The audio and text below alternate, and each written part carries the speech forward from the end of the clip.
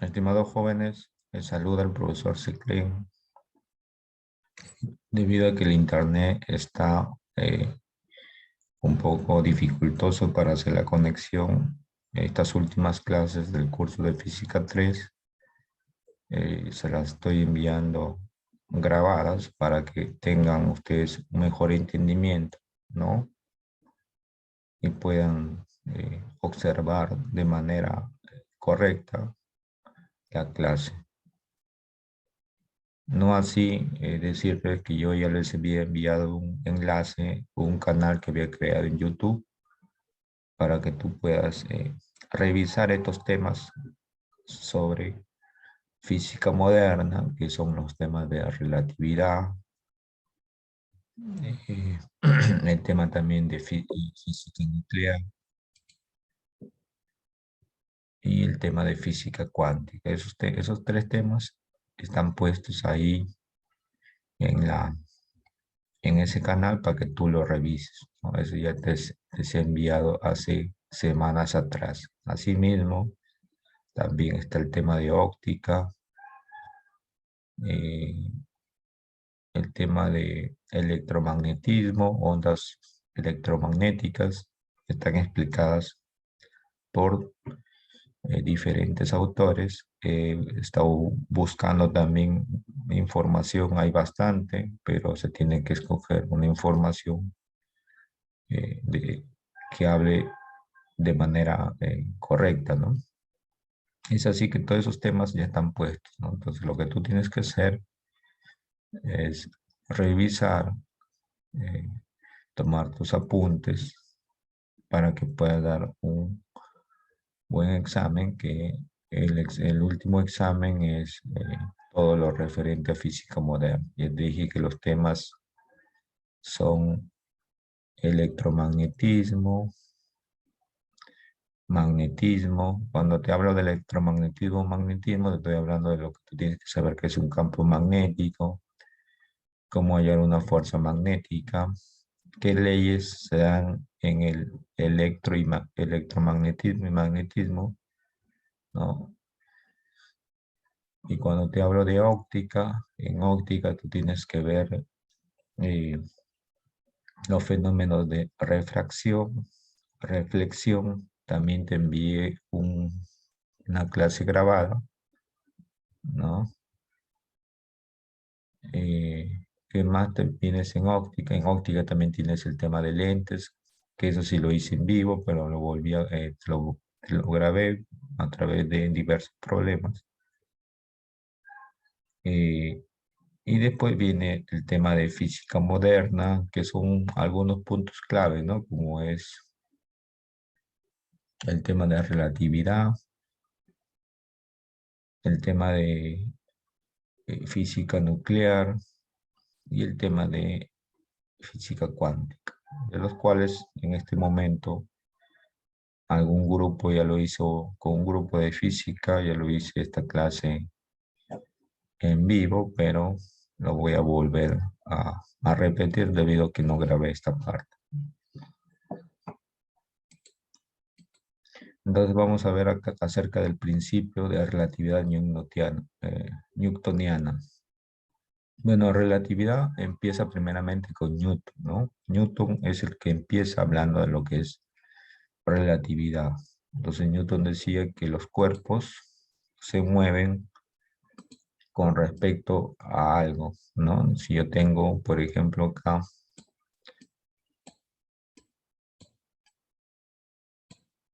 un móvil,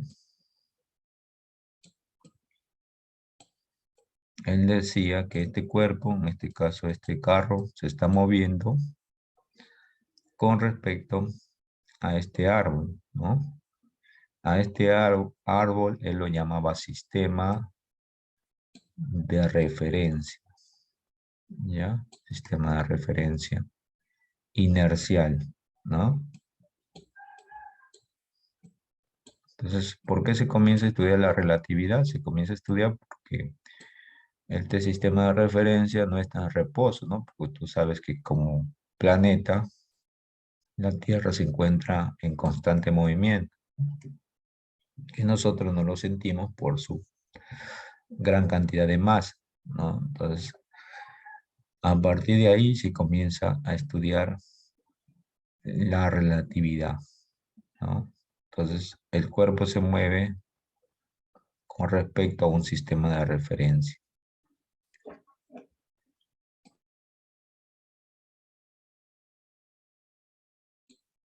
Muy bien. Desde ahí, desde ese concepto, ya se comienza a dar el concepto de movimiento. Ya saben ustedes que el movimiento se da cuando un cuerpo se mueve con respecto, como dice acá también, a un sistema de referencia que puede estar fijo, en reposo o en movimiento. El sistema de referencia, dice, se denomina sistema de referencia a un sistema de coordenadas eh, asociado o ligado al cuerpo de referencia y a un sistema periódico temporal, en este caso un reloj, que permite medir los intervalos de tiempo transcurrido entre dos eventos que suceden en la naturaleza. Entonces, un sistema de referencia también te permite a ti controlar el tiempo, o controlar el tiempo que demora un cuerpo al ejecutar un determinado traslado, ¿no? De un punto a otro, ¿no? Tanto este cuerpo está avanzando o está retrocediendo. Entonces, un sistema de referencia lleva en este caso un instrumento, en este caso es un reloj que permite medir intervalos de tiempo transcurrido entre dos eventos que suceden en la naturaleza. Aquí tenemos tipos de sistema de referencia. Asimismo, esta separada que estoy hablando también está ahí en su carpeta que les he creado. Ahí está esa carpeta que van a encontrar separada de física moderna.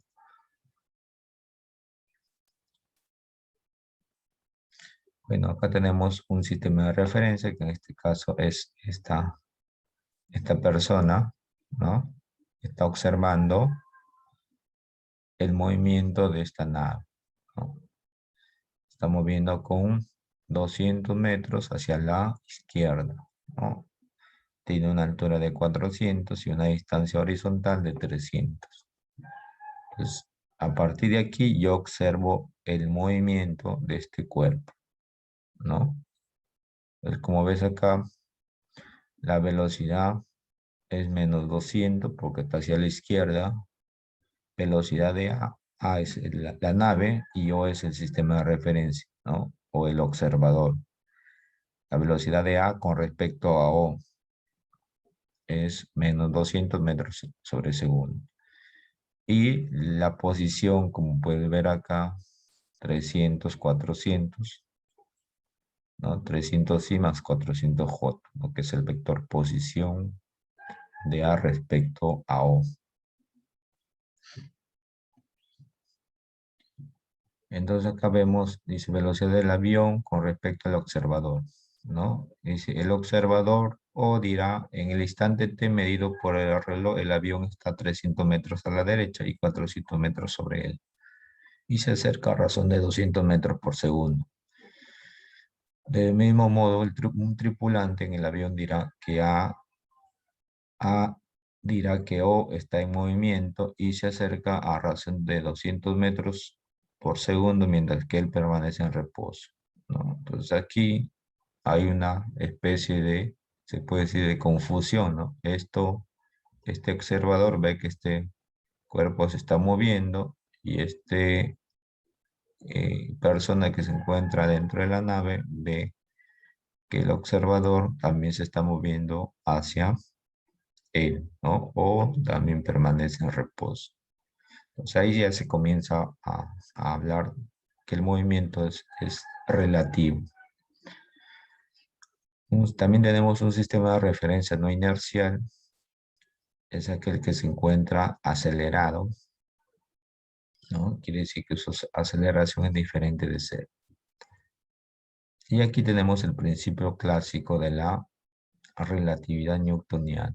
Entonces vamos a ver un gráfico, ¿no? Bueno, acá tenemos un observador que está viendo el lanzamiento de este cuerpo, ¿no? Entonces, al lanzar este cuerpo, este observador, eh, va a suceder dos tipos de movimiento. Uno, que puede ser un movimiento de caída libre, y el otro, un movimiento parabólico. Entonces, dice, para el observador O', en movimiento, la velocidad inicial de la piedra es vertical con una velocidad v sub v. Por lo tanto, él observará que esta sube verticalmente y después de cierto intervalo de tiempo la recibe en sus manos, como la muestra. En cambio, para observador O, en reposo, la velocidad inicial v de la piedra tiene componente horizontal y vertical. Por lo tanto, se observará que esta sigue una trayectoria parabólica, como se muestra en la figura 1.12. Bueno, como les decía,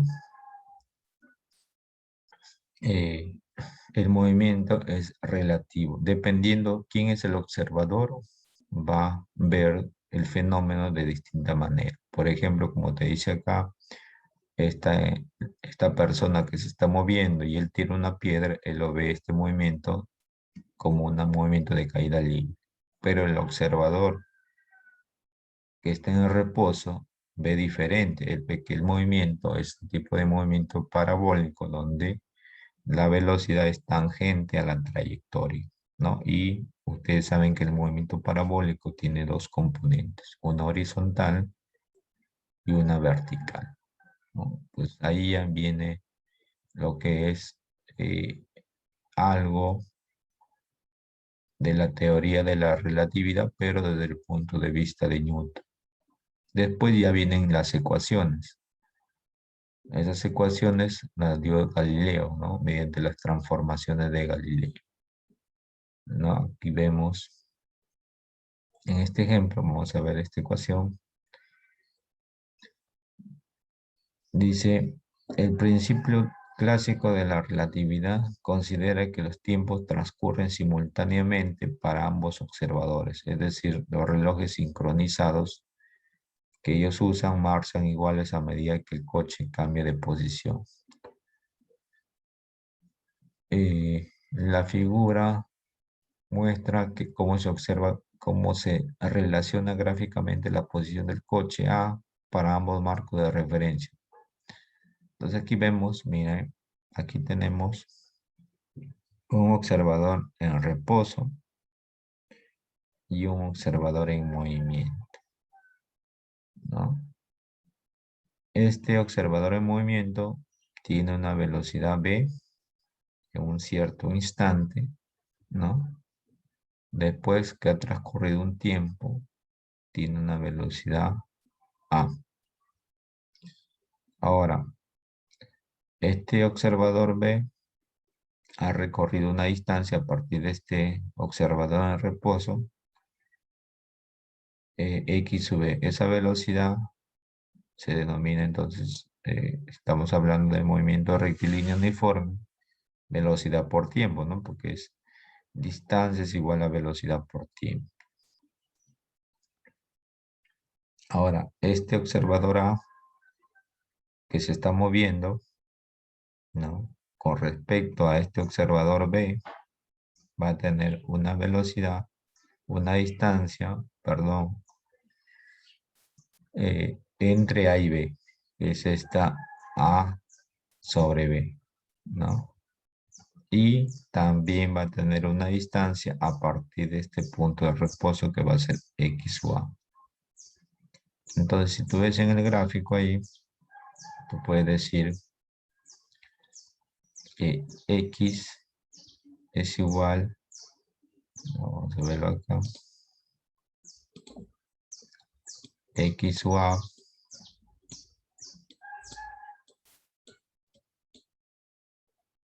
o lo ponemos como X, X es igual a X' más X sub B. Pero en vez de poner X sub B, voy a poner como velocidad por tiempo. Despejando acá, me va a quedar X' va a quedar X menos B por T. Y la ecuación que tú estás observando acá, ecuación de transformación de coordenadas de Galileo, ¿no? Aquí vemos las partes de esa ecuación. Dice, instante de tiempo iguales para ambos observadores o ambos marcos de referencia. ¿Quién es B? Velocidad de B con respecto a O. ¿Quién es X A sobre B? Posición de A con respecto a B. ¿Quién es X o A? Posición de A con respecto a O. ¿Quién es B sobre O? Posición de B con respecto a O. De esta manera, esta es la ecuación de Galileo, ¿no? Como puedes ver, hay dos cuerpos que uno se está moviendo con una determinada velocidad y el otro también con una determinada velocidad. Ambos cuerpos están con respecto a este observador, ¿no? Entonces aquí hay una distancia y aquí también hay otra distancia. O sea, este cuerpo se está moviendo con respecto a quién, a este. Es como si fuera el árbol, ¿no? Ahí está. Y este también se está moviendo con respecto a este. ¿No? Quiere decir que acá hay una determinada distancia y acá hay una determinada distancia. Pero entre estos dos, entre A y B, hay una distancia también. A esa distancia es la distancia relativa, se llama, de A con respecto a B. Entonces sacas tu ecuación y deduces esto, ¿no? Vamos a ver, por ejemplo, un ejemplo. Dice, una partícula a lo largo del eje X respecto a un observador O en el origen, según la ley X va 18i más 8t y metros. Entonces dice, una partícula se mueve a lo largo del eje X respecto a un observador O en el origen, según la ley 18i más 8t y metros. Determina la posición de A con respecto a O, ubicado en el coche B, que se mueve respecto a O, según la ley. También acá te dan una ecuación en T0 y en T3. Entonces, primeramente, vamos a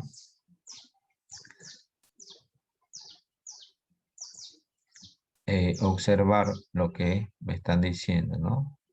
Pero como me están dando las ecuaciones en función de tiempo, primero en el tiempo 0 y en el tiempo 3, lo primero que debes hacer es reemplazar ese tiempo en las ecuaciones, ¿no? Si tú reemplazas en T0, te va a quedar 18i solamente, ¿no? Porque 8 por 0, 0, me va a quedar 18i. Si reemplazas en la posición B, te va a quedar 4. 4. Estos son los cuerpos A y B, ¿no? ¿Quiénes son estos? Estos cuerpos que están acá. A y B, ¿no? A y B tienen estas distancias. 18 y 4 para un tiempo de 0, ¿no?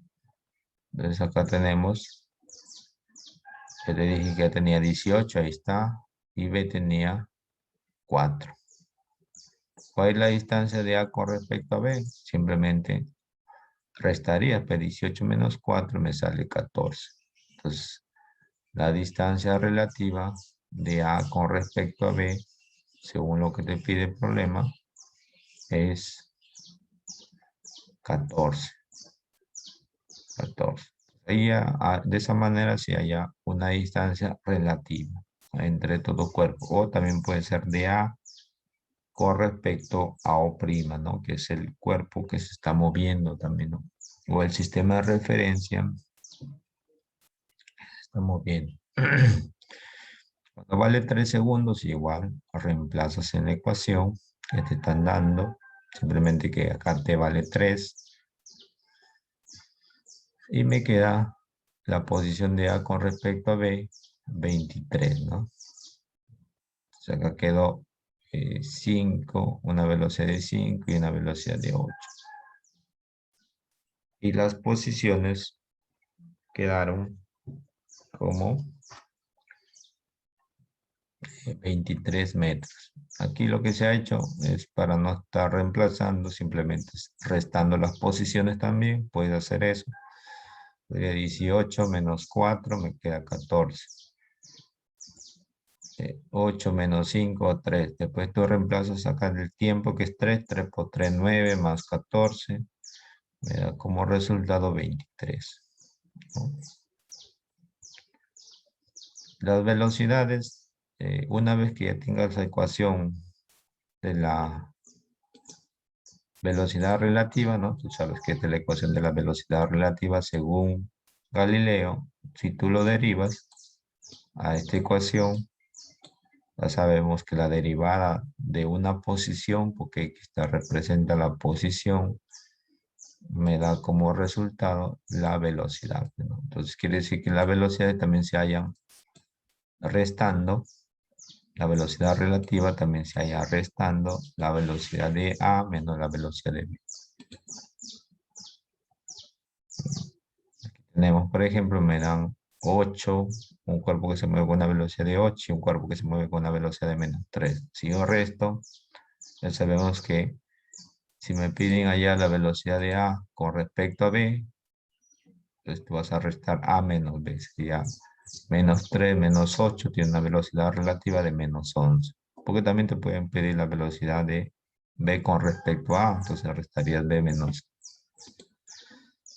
Entonces ya tenemos una idea de lo que es el relativismo, ¿no? Una idea de lo que es el relativismo. Entonces, también hay unos ejemplos más, ¿no? Porque no lo vamos a hacer todos los ejemplos.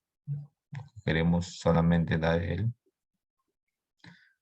fundamento de en qué consiste el tema, ¿no? Ya sabemos que el profesor no te va a dar, no te va a resolver 1000 problemas, ¿no? Tú tienes que practicarlos, ¿no? Y ahí también te he puesto, yo te digo en el canal, te he puesto una serie de problemas desarrollados por otros autores, inclusive la misma teoría, explicado desde otro punto de vista.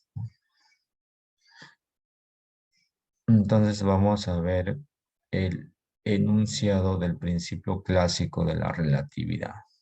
Entonces acá tenemos otro eh, enunciado que nos habla acerca de la relatividad. Dice: la ley de la mecánica deben ser las mismas en todos los marcos de referencia inercial. Es decir, no hay un marco de referencia privilegiado. Esto significa que los resultados de un experimento efectuado de un sistema de referencia en movimiento a velocidad constante serán idénticos a los resultados del mismo experimento respecto a un sistema de referencia en reposo. El principio de la relatividad clásica o newtoniana considera como invariante, o sea, como cantidad que no varía, las siguientes cantidades físicas: la masa, el tiempo y el tamaño de los cuerpos. A ver, te explico esto en castellano. Este principio clásico de la relatividad dice que la masa, el tiempo y el tamaño de los cuerpos no se modifican, ¿no? Siempre y cuando estos cuerpos tengan una velocidad constante, ¿no? Eso es lo que te trata de explicar. Que con los estudios actuales, ¿no? Ya estas cantidades no son ciertas, ¿no? Porque ya vienen los estudios de Albert Einstein, ¿no? De también Max Planck, ¿no? Que ya le dan este enunciado, lo expresan de forma diferente, ¿no? Como lo vamos a ver más adelante, ¿no? Pero por el momento, este principio clásico decía que estas variables no se modifican, no cambian cuando está sucediendo un determinado fenómeno. Acá dice, limitaciones de la mecánica newtoniana.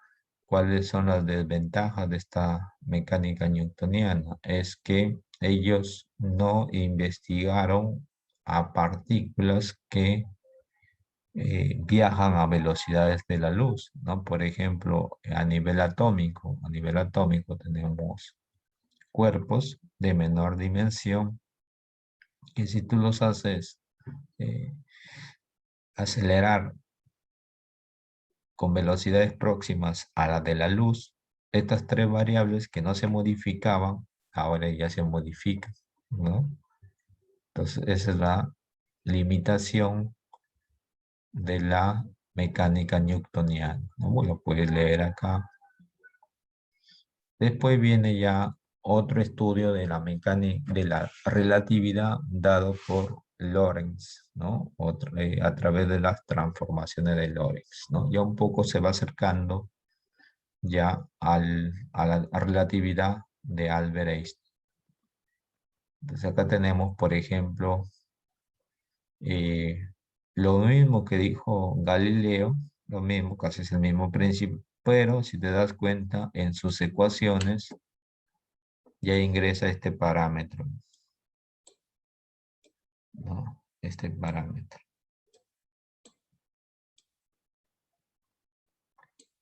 Ya.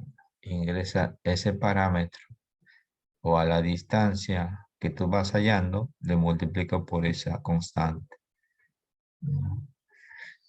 ¿Debido a qué? Debido a que él decía ya que los cuerpos, al tener velocidades próximas a la velocidad de la luz, estas variables pueden cambiar. No son las mismas que con velocidades eh, menores que la velocidad de la luz. Vamos a leer qué dice. Dice el gran físico holandés en 1890 desarrolló la ley de transformación galileana, generalizando su aplicación para cualquier valor de las velocidades de los cuerpos materiales. Como ya hemos visto, la ley de transformación galileana es aplicada solamente para cuerpos cuyas velocidades son pequeñas comparadas con la velocidad de la luz en el vacío.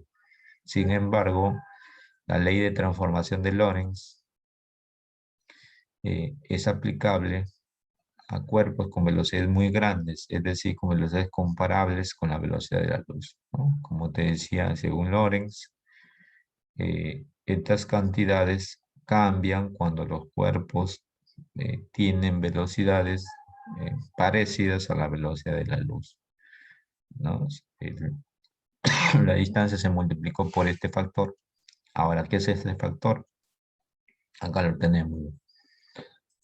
Ese factor es igual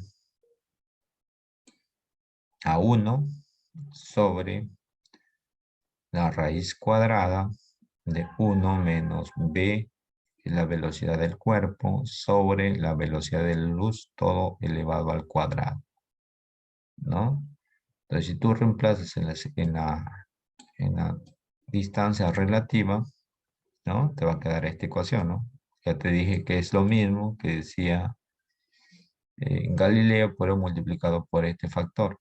Y ves, ¿no?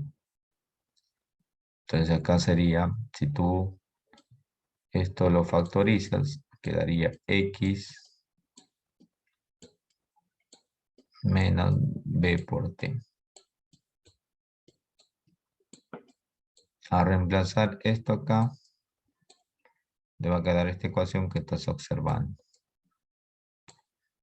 ¿no? Y esa es la primera ecuación de la transformación según Lorentz, ¿no? La primera ecuación.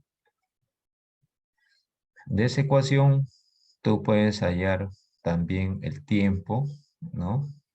Tenemos el tiempo. Cuando ves esta simbología que estoy hablando, son cantidades relativas, ¿no? El tiempo de un cuerpo con respecto a otro, ¿no? Vemos uno de la posición y lo otro es del tiempo, según Lorentz.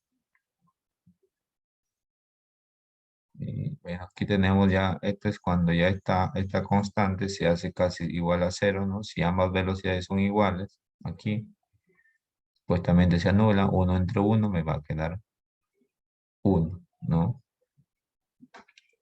O también, si esta cantidad se hace cero, ¿no? ¿No? Va a quedar 1 menos cero, va a quedar 1 y esa constante va a ser igual a 1.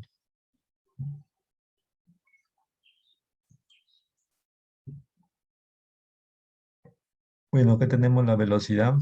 Según Lorentz, la velocidad va a ser igual a velocidad del cuerpo 1 menos velocidad del cuerpo 2, 1 menos la multiplicación de las velocidades sobre la velocidad de la luz elevado al cuadrado.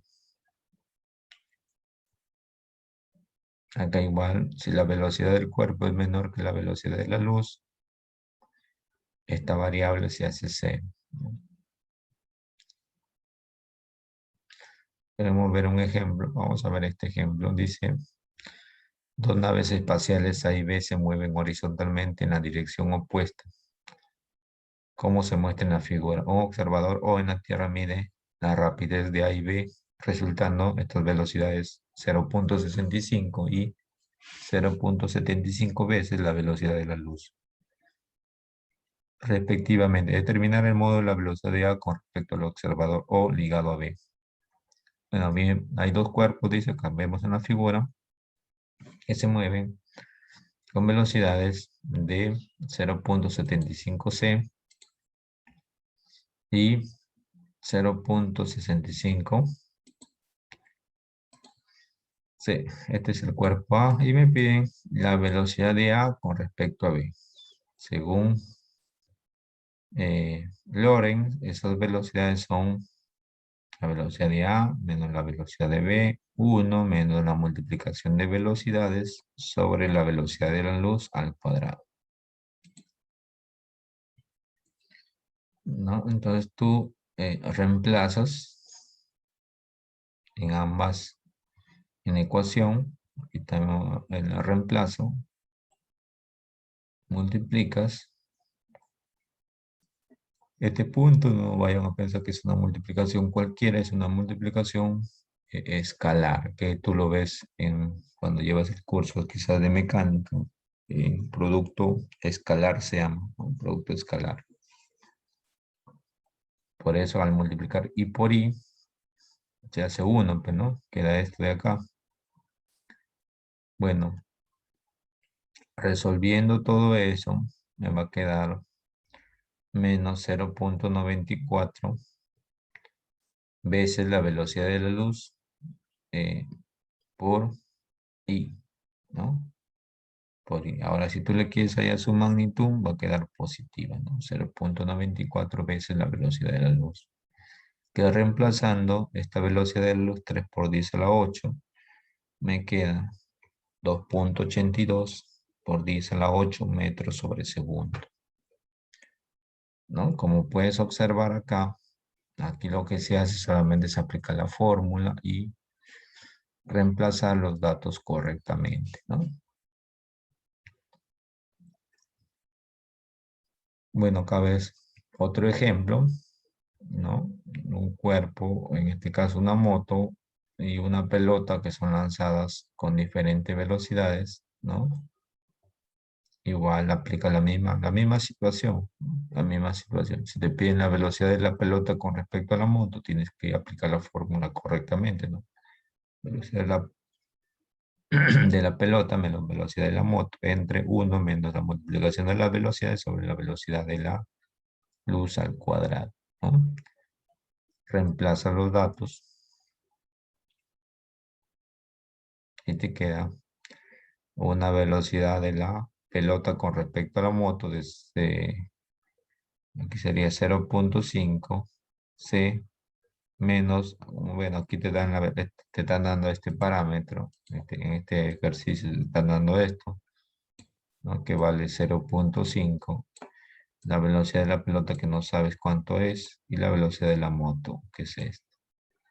Bueno, hayas, te sale una velocidad de la pelota de 1,1 veces la velocidad de la luz. Ya sabemos que debes reemplazar esa C, ¿no?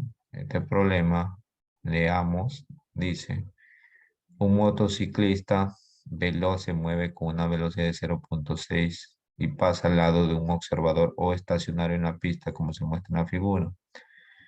El motociclista lanza una pelota hacia adelante con una rapidez de 0,5 relativa a sí mismo. Ya, entonces, ¿qué quiere decir eso? ¿No? Que esta velocidad es respecto a la moto, porque se está diciendo que el motociclista lanza una pelota hacia adelante con una rapidez de 0,5 relativa a sí mismo. Entonces me están dando la velocidad de la pelota con respecto a la moto.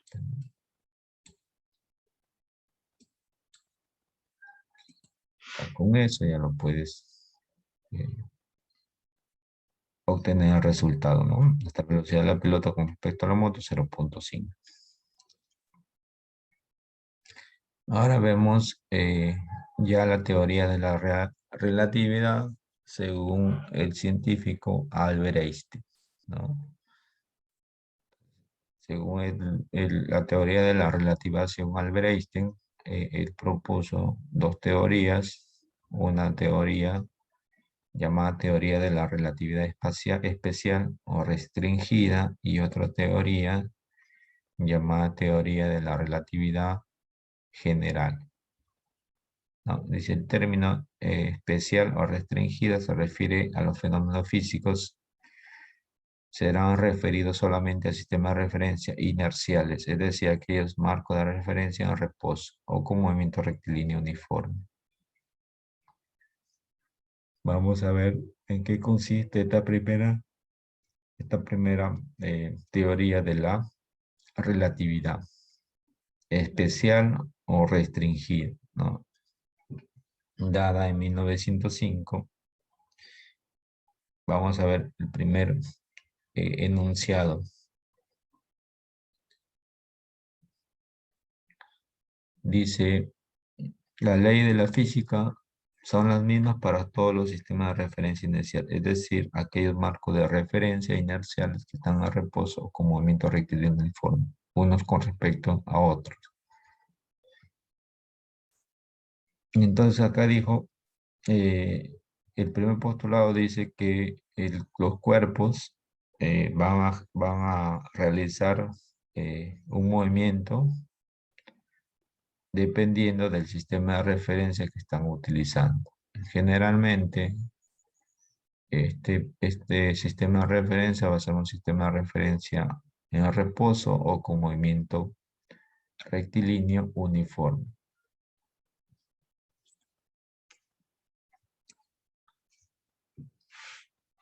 Entonces aquí dice, vamos a leer de acá, desde el punto de vista de la experimental, el principio de la relatividad de Einstein equivale a que cualquier tipo de experimento, por ejemplo, la medición de las velocidades de la luz efectuado en un laboratorio en reposo, debe dar el mismo resultado que cuando se realiza en un laboratorio que se mueve a velocidad constante respecto al primero. Es decir, no existe un sistema de referencia inercial privilegiado y es imposible detectar el movimiento absoluto. Ya, por ejemplo, en el interior de un avión que vuela en una línea recta y a velocidad constante, podemos lanzar al aire una moneda y atraparla exactamente como lo haríamos si el avión estuviera en reposo o en movimiento. Bueno, aquí ves un claro ejemplo que el sistema de referencia o el experimento que se da en un sistema de referencia en reposo o en movimiento es el mismo. Entonces no existe un sistema de referencia diferente que me salgan resultados diferentes. Ese es el primer postulado. Segundo postulado. Este postulado referido a la constancia de la velocidad de la luz establece que la velocidad de la luz en el vacío o en el aire es el mismo valor de 300.000 kilómetros por segundo o también 3 por 10 a la 8 metros sobre segundo. Entonces, todos los marcos de referencia inerciales, es decir, independientemente de la velocidad del observador y de la velocidad de la fuente que emite luz. Aquí tenemos que la luz se mueve con una velocidad de 3 por 10 a la 8 metros sobre segundo, ¿no?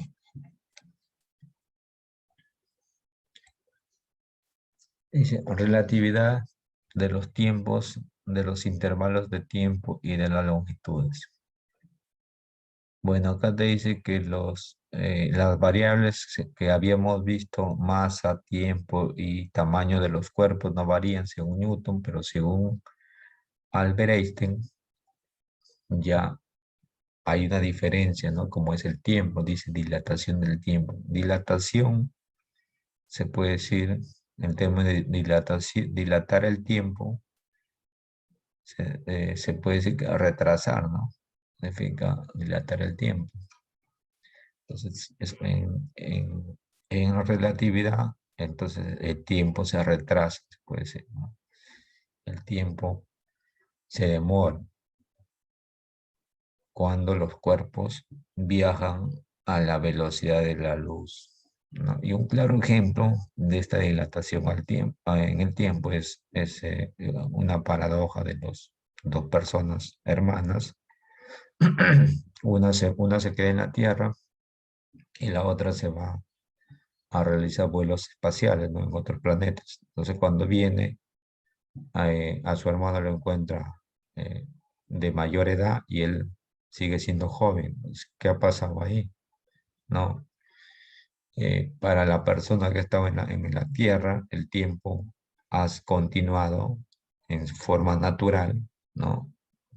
Pero a la persona que estaba haciendo vuelos espaciales, el tiempo se ha demorado, ¿no? Se ha dilatado.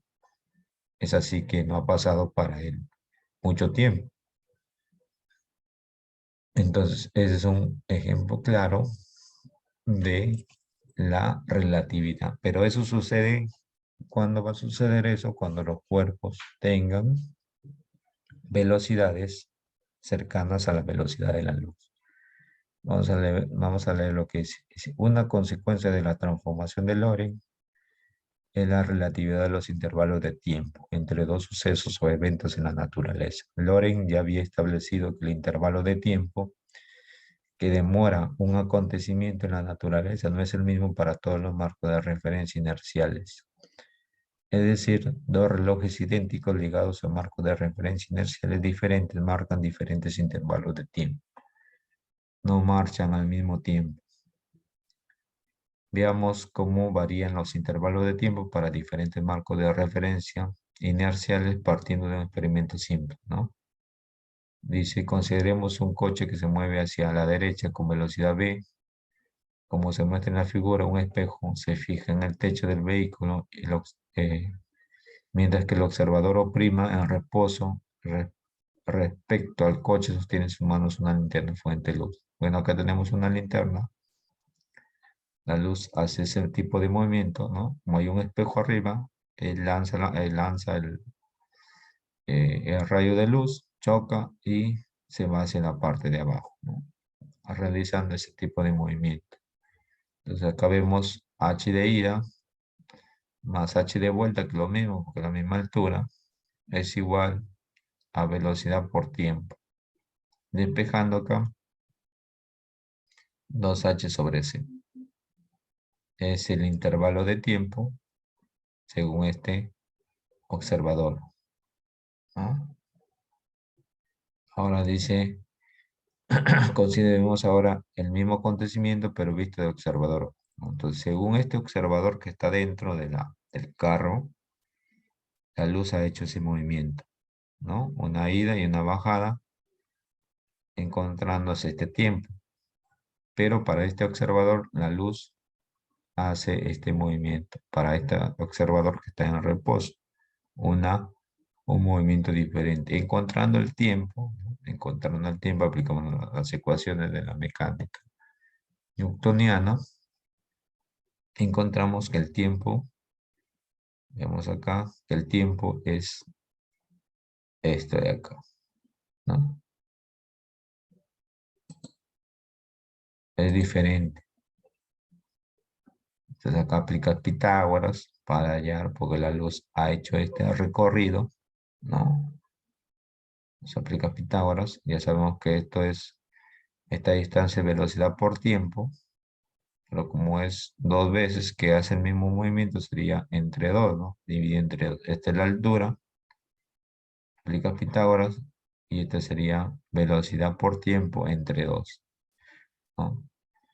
Esta velocidad es la velocidad del eh, cuerpo, ¿no? La velocidad del cuerpo o del carro que se está moviendo, ¿no? Hay dos velocidades acá, la velocidad de la luz y la velocidad del cuerpo.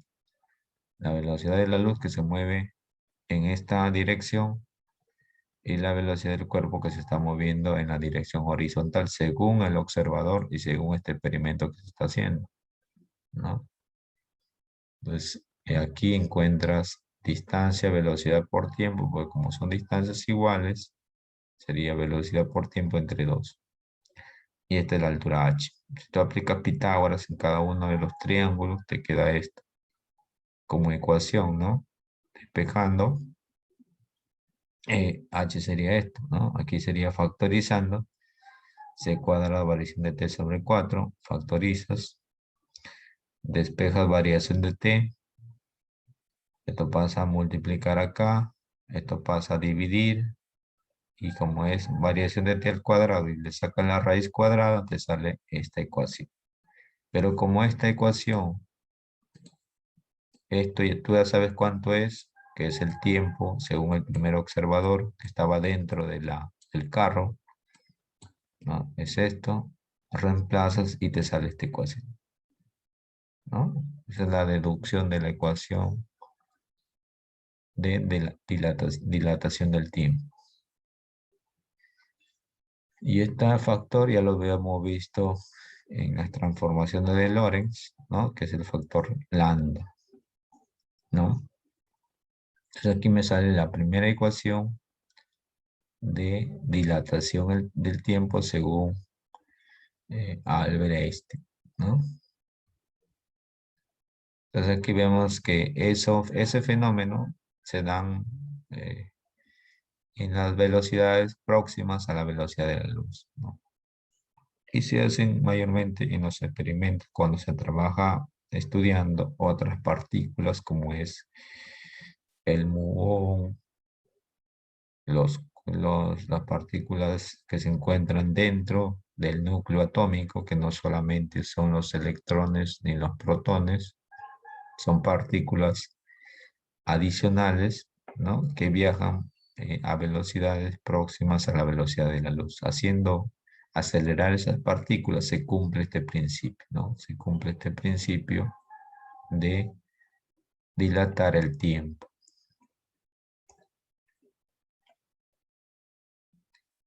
Bueno, aquí vemos, dice, una nave espacial se aleja de la Tierra con una velocidad constante de 3/4 veces la velocidad de la luz respecto a un observador fijo.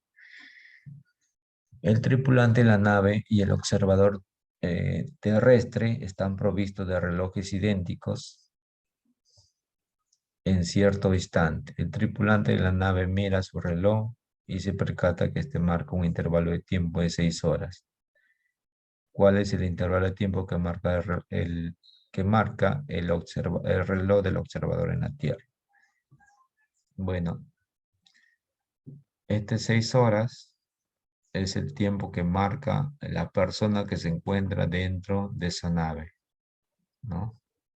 Intervalo de tiempo medido por el tripulante. Entonces, me dan la velocidad de la nave y me piden el tiempo que esta persona toma, ¿no? Toma del cuerpo que se encuentra en movimiento. Para él, ¿qué tiempo demora, ¿no? Para esta persona ha demorado 6 horas, pero para el otro observador no sabemos cuánto.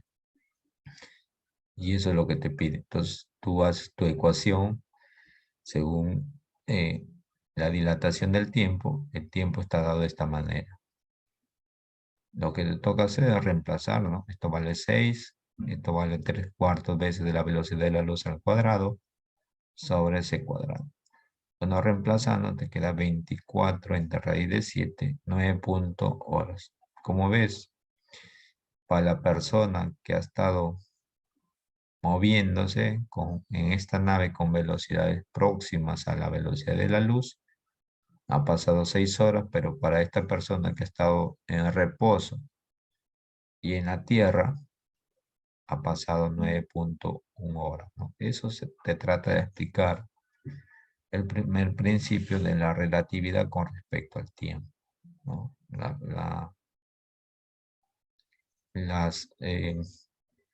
Los cuerpos que alcanzan velocidades próximas a la velocidad de la luz, sus tiempos son menores, para que lo entiendan mejor.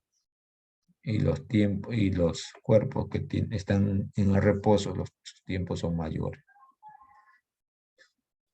Bueno, ahí vas a leer, acá está el problema de los gemelos, ¿no? Paradoja que te decía al inicio de los hermanos, uno se queda en la tierra y otro se va.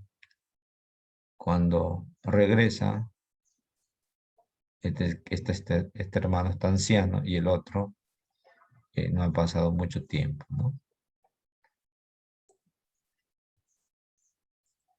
¿Qué más tenemos acá? Y otra variable es la longitud, la contracción de la longitud. ¿Qué quiere decir contracción? Contracción es la longitud se hace más pequeña, ¿no? O su dimensión del cuerpo disminuye. A eso se refiere con la contracción de la longitud, ¿no? Esto quiere decir que los cuerpos que viajan con velocidades próximas a la velocidad de la luz, su tamaño se reduce. Ahí tenemos la ecuación de la contracción de la longitud. Acá la tenemos expresada de una mejor manera. Acá tenemos X, bueno, acá está la deducción, diferencia de velocidad de posiciones, porque sabemos que una longitud de un cuerpo lo vayas restando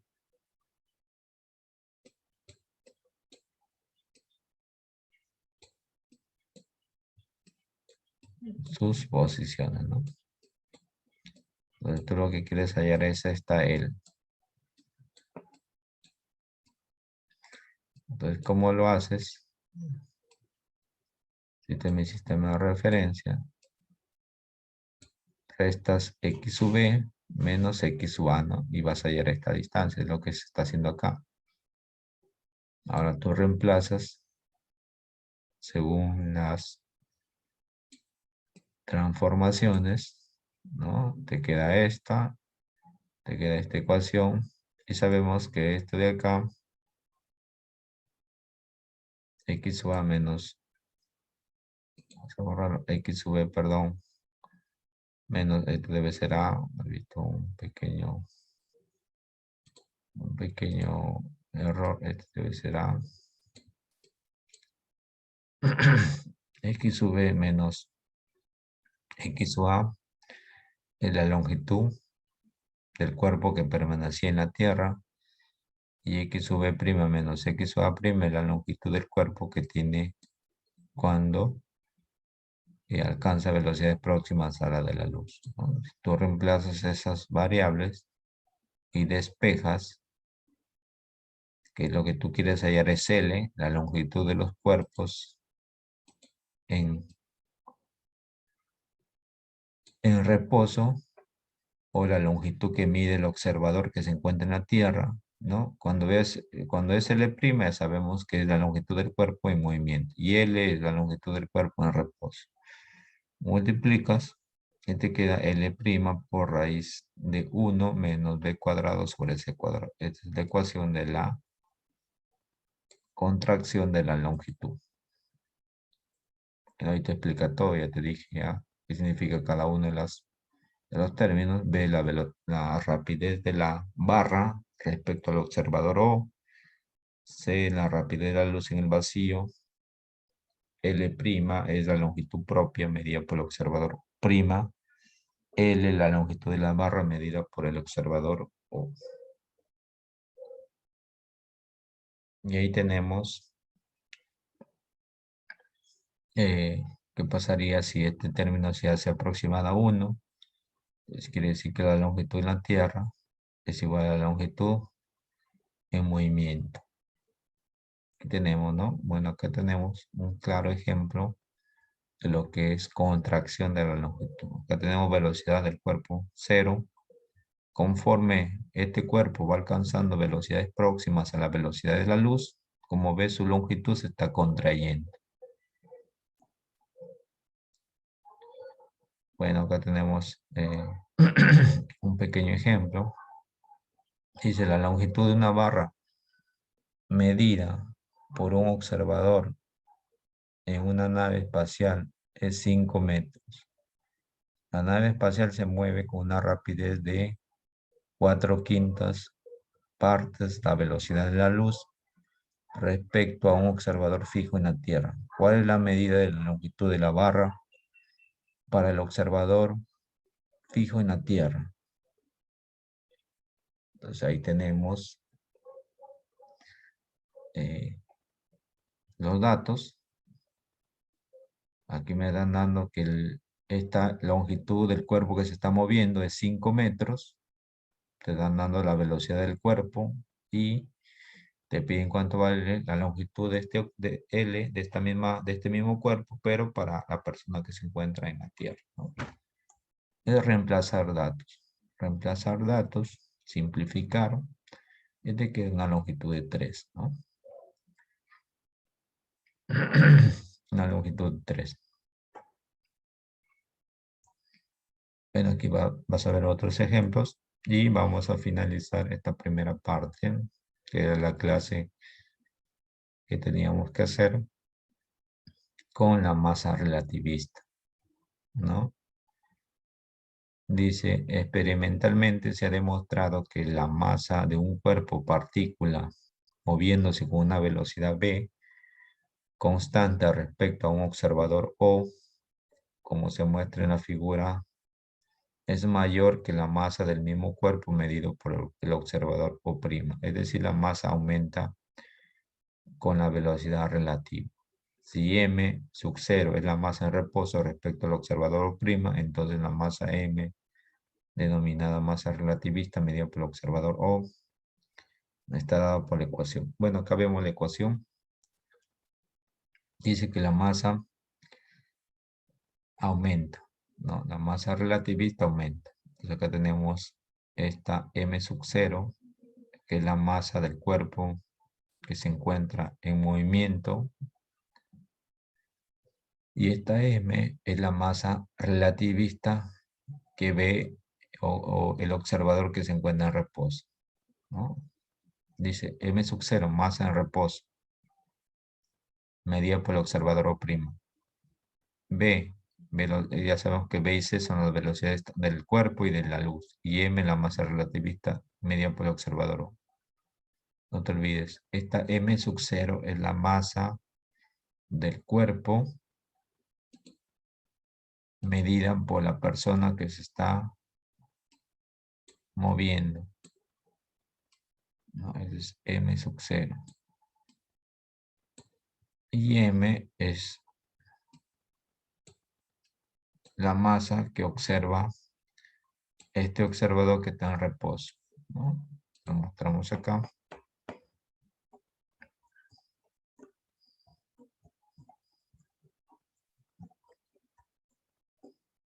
Aquí está, ¿no? Si este es el cuerpo, por ejemplo, este es m sub 0. Y este de acá es m, ¿no?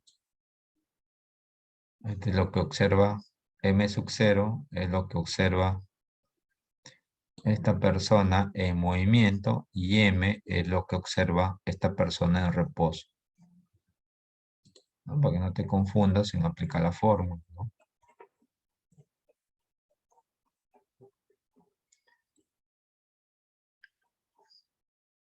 Vamos a ver un ejemplo. Dice, un electrón en reposo tiene una masa de 9.1 por 10 a la menos 31 kilogramos. ¿Cuál es su masa relativista cuando se mueve con una velocidad de raíz de 3 sobre 2 veces la velocidad de la luz con respecto a un observador O, como se muestra en la figura? Aquí vemos, la persona está observando, que es un ejemplo ideal porque nosotros no podemos observar un electrón, pero para explicar esta teoría se está suponiendo, ¿no?, que uno observa el electrón.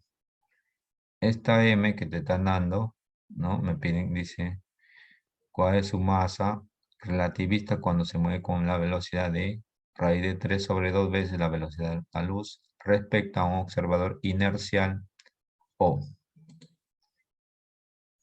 Entonces vemos acá su masa es 9.1 por 10 a la menos 31, masa del electrón en reposo, y masa relativista del electrón medido por el observador O. Si lo reemplazamos en la fórmula, tenemos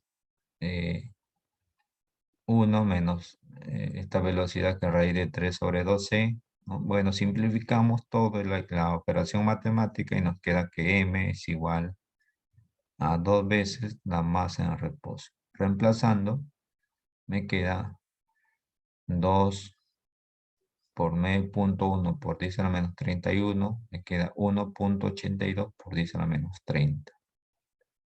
Como puedes observar, la masa se ha duplicado. Entonces, para cuerpos que alcanzan velocidades próximas a la velocidad de la luz, su masa aumenta. Vamos a ver otro ejemplo. Dice, ¿con qué velocidad constante v en metros por segundo tendrá que moverse una partícula respecto a un observador inercial para que su masa en reposo se incremente un 60%? Este es m sub 0, es la masa de reposo. Dice que la masa m se va a incrementar un 60%, se quedaría 160%, ¿no? O sea, expresándolo en términos numéricos, 8/5 de la masa en reposo, ¿no?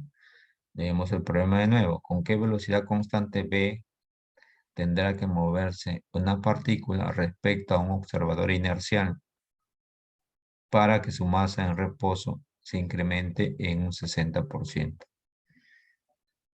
Entonces, lo que te están diciendo, que la masa del observador O se va a incrementar un 60% de su masa en reposo. Tú tienes que expresar bien los datos, ¿no? Ahora, reemplazando según en la ecuación de Einstein para la masa relativista, esta vale 8/5 de m sub 0. Bueno, acá te permite simplificar, despejar, hacer el aspecto matemático, y te queda que v vale raíz de 39 sobre 8 veces la velocidad de la luz. Lo único que tienes que hacer es reemplazar en la C, 3 por 10 a la 8, que es la velocidad de la luz. Y por último vemos la energía, ¿no? La famosa ecuación que mayormente lo ves en todos los libros, ¿no? Esta ecuación de Einstein, que es que energía es igual masa por velocidad de la luz al cuadrado, ¿no? E es igual a mc cuadrado. Es esta ecuación de la energía relativista. Es la energía cinética de un cuerpo con masa m y velocidad v está determinada por la ecuación de la mecánica newtoniana. Acá tenemos primeramente la ecuación de la energía cinética, que es un medio masa sub 0 velocidad al cuadrado, ¿no? Esa es la ecuación clásica de la energía cinética. Bueno, de acuerdo a lo que hemos visto, ¿no? La masa, como la masa es relativa, es una diferencia de la masa del observador O menos la masa del observador que se encuentra en movimiento. Entonces se cambia esta diferencia de masas y sería m menos m sub 0 multiplicado por la velocidad de la luz al cuadrado. Reemplazando esta m, sabemos que esta m es esto. Nos queda esta ecuación, que es la ecuación relativista de la energía cinética, ¿no? Donde m sub 0 es la masa en reposo de la partícula, m es la masa relativista, v la velocidad de la luz y es energía cinética. Aquí también tenemos en cuenta esta unidad que es el electronvoltio, que vale 1.6 por 10 a la menos 19 joules. Bueno, siguiendo con esta ecuación, aquí se puede factorizar mc cuadrado. Aquí lo tenemos, 1 entre esto. Y sabemos que esto lo podemos llevar al numerador como menos un medio. Si esto vale lambda, sería lambda elevado a la menos un medio, menos 1. Por, ¿cómo se llama esto? Descomposición según el teorema binomial. Descompones esta cantidad de tal manera que esto al final se hace 0. Si esto se hace 0, ¿no? Si esta cantidad se hace 0, 1 menos b cuadrado, ¿no? Entonces me va a quedar 1 más b cuadrado sobre 12. Tenemos, aquí se simplifica, 1 menos 1. Ya te dije que esta cantidad que ves acá, ¿no? Haciendo la descomposición binomial, queda 0. Queda 0 esta parte, pero si te das cuenta que hay un 1, ¿no? Hay un 1. Entonces quedaría, despejando, quedaría esto, ¿no? 1 más b cuadrado sobre 12. Ahí tenemos b cuadrado sobre 12 cuadrado. ¿Esto por qué se hace 0? Porque ya es una cantidad, ¿cómo te explico? Estás dividiendo una cantidad pequeña entre una cantidad inmensa, ¿no? Comparada con la velocidad de la luz. Entonces casi que no es 0, pero ya se aproxima a 0, ¿no? Entonces tú lo eliminas. ¿Esto de dónde sale? Yo te digo, ¿esto de dónde sale? Sale de esta fórmula de un polinomio algebraico, ¿no?